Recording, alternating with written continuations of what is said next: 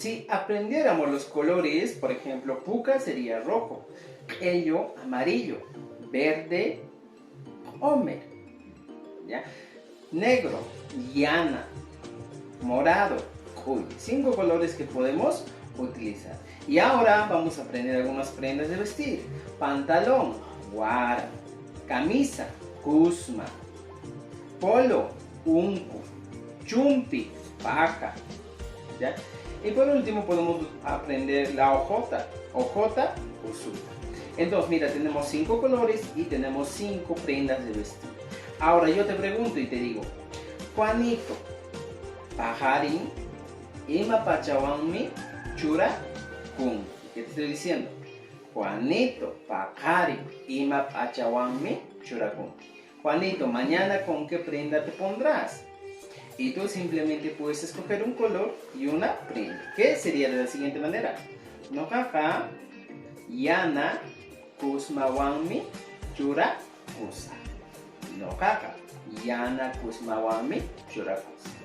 Nojaja, ello, warawanmi, chura, kusa. Nojaja, ello, warawanmi, chura, kusa.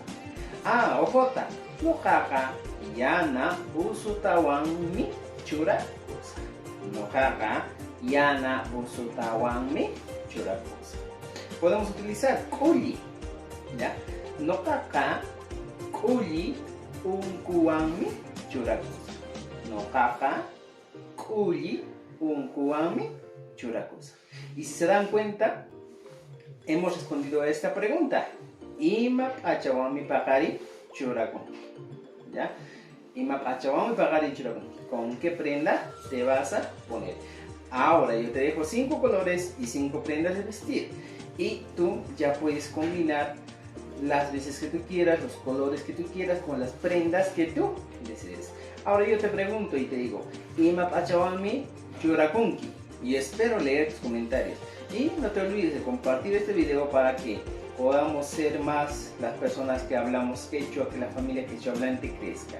En la que tenga Hawaii, Japanay, con la no Jabanca, Teopanan Chiscama.